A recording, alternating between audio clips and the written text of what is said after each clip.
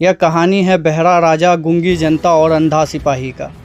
किसी समय की बात है, एक राज्य था जिसका नाम था मौनपुर। इस राज्य का राजा बहरेंद्र था, जिसे सुनाई नहीं देता था, लेकिन उसका यह मानना था कि उसे सब कुछ पता है, इसलिए वह किसी की भी बात सुनने की कोशिश ही नहीं करता था।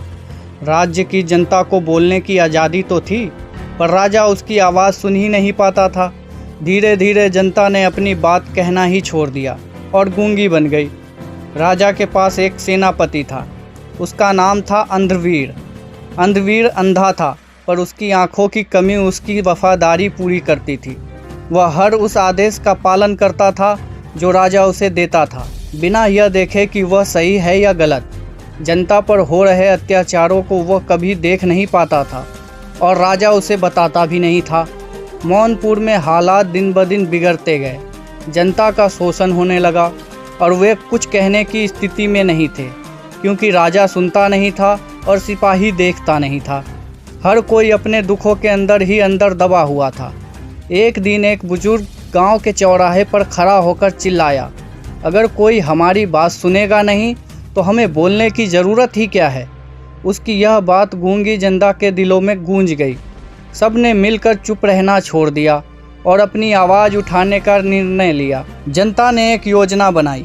वे राजा के महल तक पहुँचे और वहाँ ज़ोर ज़ोर से ढोल नगाड़े बजाने लगे। राजा को कुछ सुनाई तो नहीं दिया, लेकिन वो महल में हो रहे कंपन को महसूस करने लगा। उसने अंधवीर को बुलाया और कहा, जाओ और जाकर देखो बाहर क्या हो रहा है।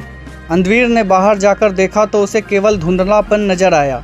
उसने अनुमान लगाया कि यह शायद विद्रोह हो सकता है। उसने जनता पर कड़े आदेश जारी कर दिए, लेकिन इस बार जनता चुप नहीं रही।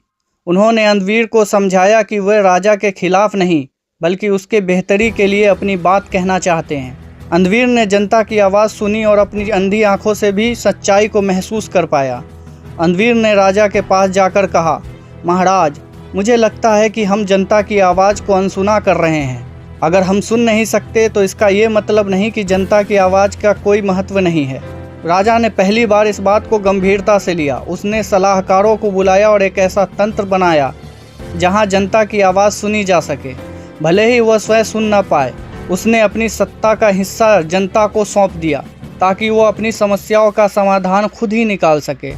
मौनपुर में धीरे धीरे शांति और समृद्धि लौट आई। राजा ने अपनी कमजोरी को समझते हुए जनता की ताकत को मान्यता दी और अंधवीर ने अपनी आंखों से भले न देख पाकर भी सच्चाई को जान लिया।